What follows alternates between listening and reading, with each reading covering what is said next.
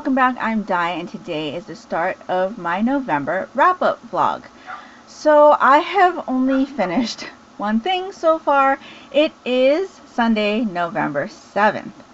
And so the only thing that I have finished so far this month has been my Omnibus 7 of Bleach by Tite Kubo. This one has volumes 19, 20, and 21 in, and I just really enjoyed this one. There are a lot of things happening because it was the culmination of this first arc in this story, and we got introduced to the beginning of the next arc at the end of this omnibus, and just really enjoying the journey of the story. So that's the only thing that I finished since November started. So I will check in with you a little later after I've read a bit more. Hi everyone, it is Monday, November 22nd, and I have finished a few things since I talked to you last. So first off, I have Volume 1 of Blue Period by Tsubasa Yamaguchi. This one is published by Kodansha Rated Older Teen. This was a Monochrome Manga Club selection, as well as Kiss Him, Not Me. This one is also Volume 1 by Junko, published by Kodansha Rated Teen.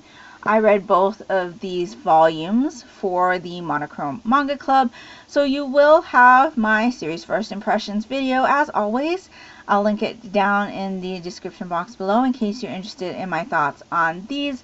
We also read volumes 5 and 6 of Parasite by Hitoshi Iwaaki.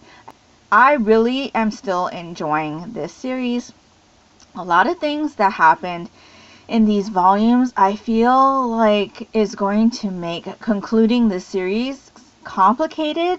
I feel like there are a lot more things that need to be tied up now that we've finished volumes 5 and 6. So I'm curious to see how the mangaka is going to conclude that story, but I'm still very interested in what's going on. It's probably my biggest surprise of this year, to be honest, because it is not a series that I thought I was going to enjoy, but I am really enjoying it. So yes, I really am still enjoying that one. We will be concluding Parasite in December, so I'm looking forward to that.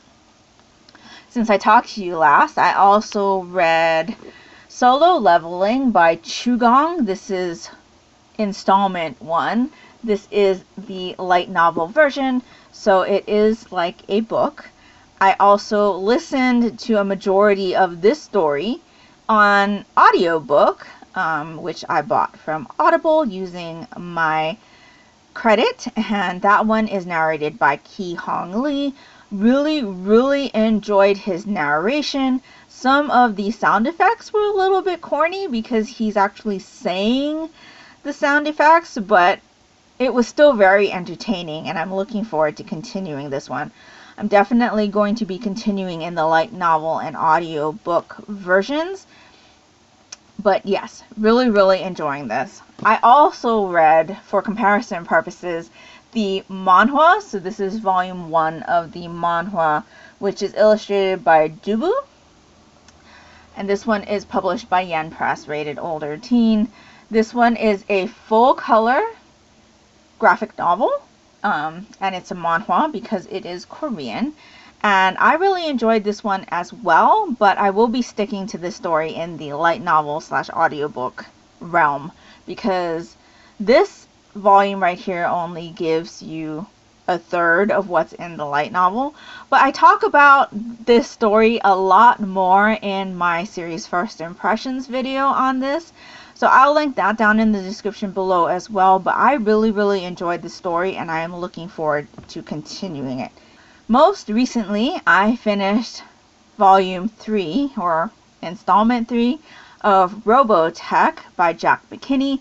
This one is called Homecoming, and we're still following our Veritech fighters and the crew of the SDF-1 in their fight against the Zentradi. And like I said before, this is a story that I really enjoy. It's one that I'm very familiar with. And so while I'm reading these novelizations, I'm looking for those little differences. And for me, especially in this last one, Homecoming, I found some interest in something that's not really explained very well in the animated series, and so I really enjoyed that.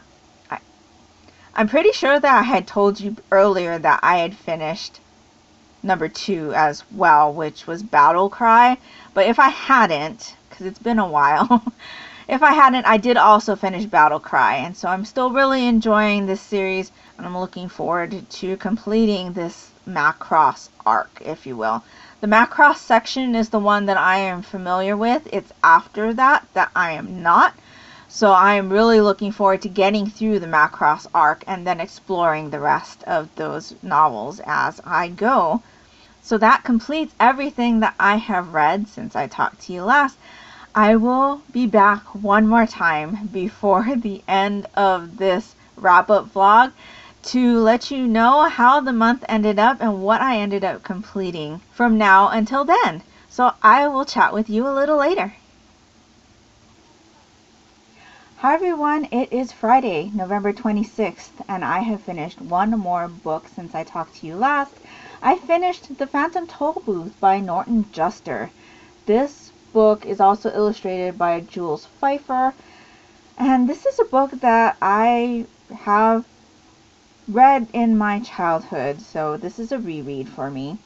It follows a boy named Milo who just thinks life is a bore. Everything is pretty unnecessary, he thinks, and just can't find any enjoyment in things that he's doing. And so one day after school, he gets home, and in his room there is a large package. And inside the package there are instructions to creating this toll booth.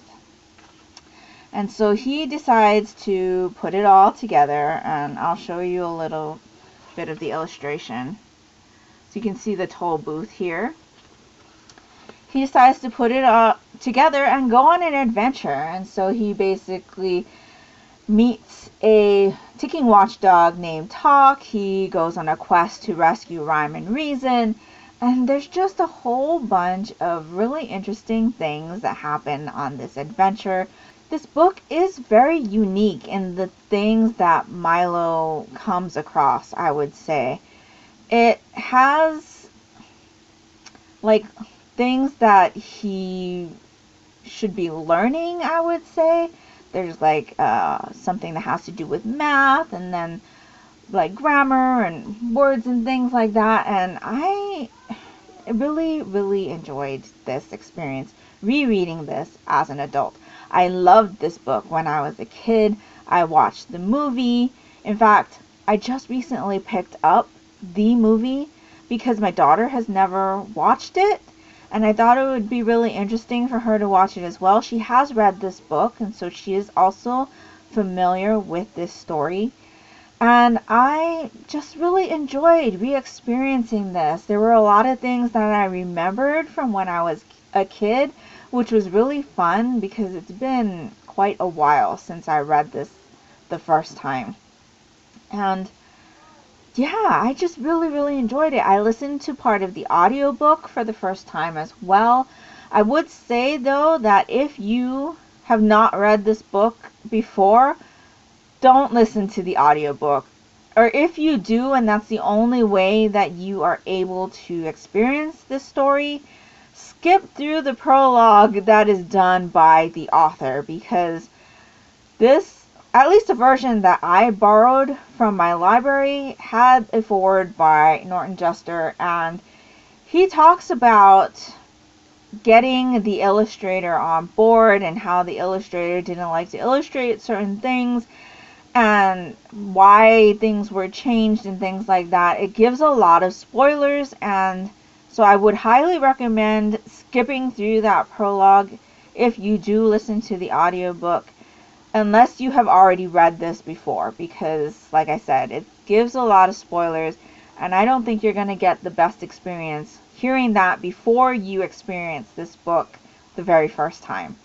So yeah, I really, really enjoyed this one, and I'm glad to have reread it. It's been one that I've wanted to reread for a very, very long time and just never ever got around to it. But I did pick this one up for Believe-a-thon, and I believe one of the prompts is to reread a favorite. And so, yeah, I have read my middle grade book for the end of November and have escaped the jungle, I guess. So, yeah, really happy to have reread this one.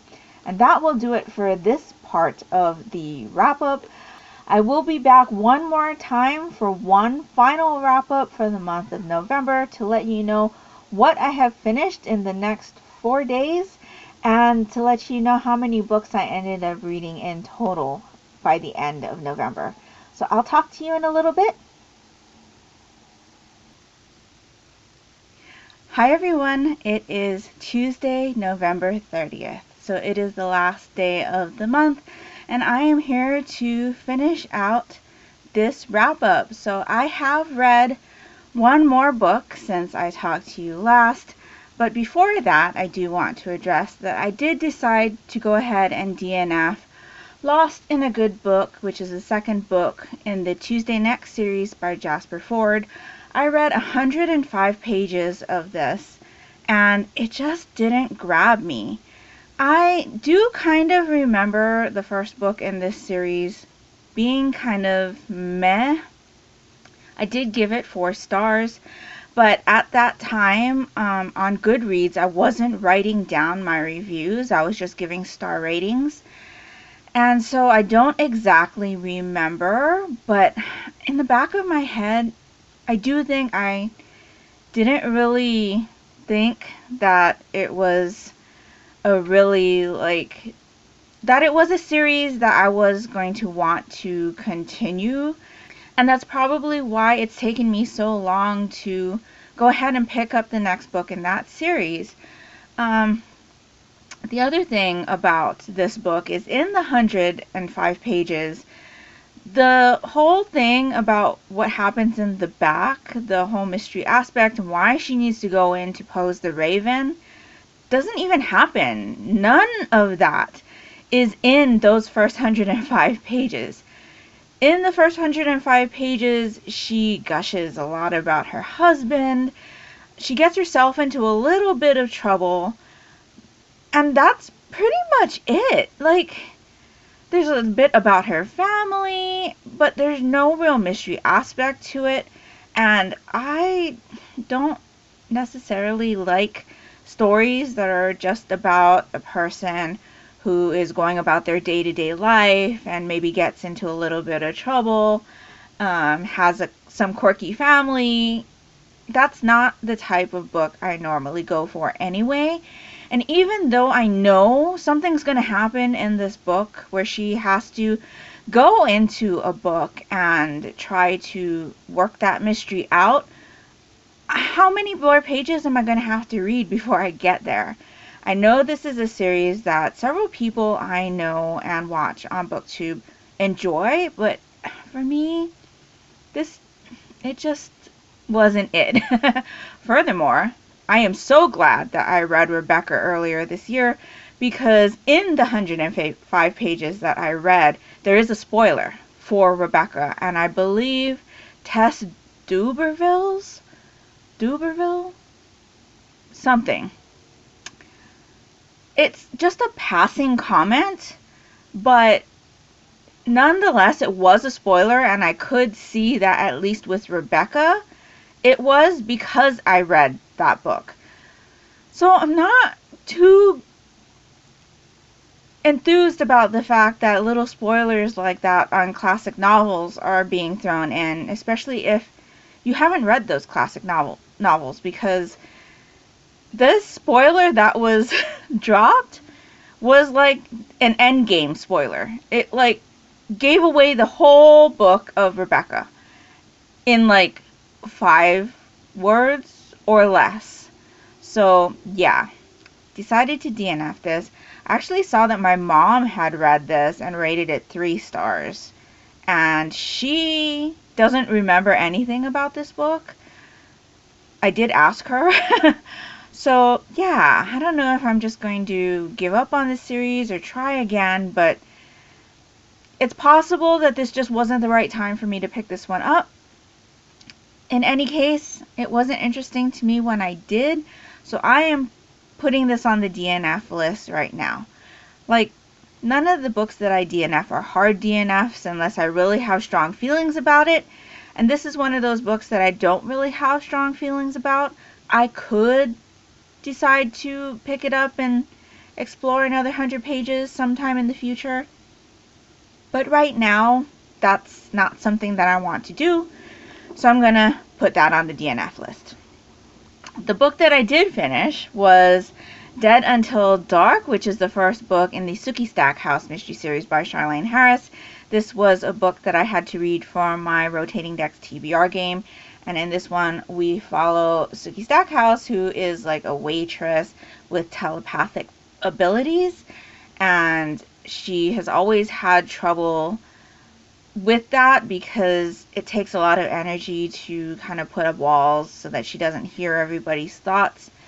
And there are a lot of times thoughts that she doesn't want to hear. But then this vampire named Bill comes into the bar, food establishment that she works at, and she realizes that she can't hear him. And it's like a welcome thing to her. So she wants to get to know him more. And right when he comes to town, there's a series of murders of women who look like they have enjoyed a vampire's company. And so immediately people are thinking that it's Bill, but then there are also some killings of vampires. So this one kind of explores figuring out who's doing all of these killings, and Sookie kind of getting to know Bill's world a little bit more. This is a TV show. This is what the TV show True Blood is based on. I have watched, I believe, the first season of True Blood and maybe a few episodes. I kind of lost interest in the TV show because there are a lot of sexy times in that TV show. And there are a lot of sexy times in this book, and it's something that I could have done without. In fact, a lot of the time I just skipped over it. They weren't really like graphic, I would say, but at the same time I was just like, okay, let's move on. Not really something that I tend to read in any case, but I did like the mystery element. I liked getting to know how the vampires in this world, like what rules they go by and things like that, meeting other vampires and learning about the hierarchy and everything like that, I did really enjoy. And so I'm looking forward to continuing this one. I will definitely be continuing it. I have several books in this series already in my library, my personal home library. So yeah, ending the month on a high, I would say. I did really enjoy this one. And so that will pretty much do it for me for the month of November. How many things did I read? I think I read 12 things this month. So not too shabby, especially considering during the month of November, I definitely felt a little bit of that backlash from reading so much in October. But yeah, slow and steady progress this month. And I think I did a pretty good job. Definitely read everything that I intended on reading. So that's great. So that will do it for me for my November wrap up. Let me know if you've read any of these books that I talked about in this video and what you thought of them. If nothing else, and you would just like to let me know that you are here, if you could leave me a snowflake emoji down in the comments below, that would be greatly appreciated and would really help me out, and that will do it for me today. So I hope you're all doing great. I hope you're all safe and healthy. And until next time, take care and smile always. Bye.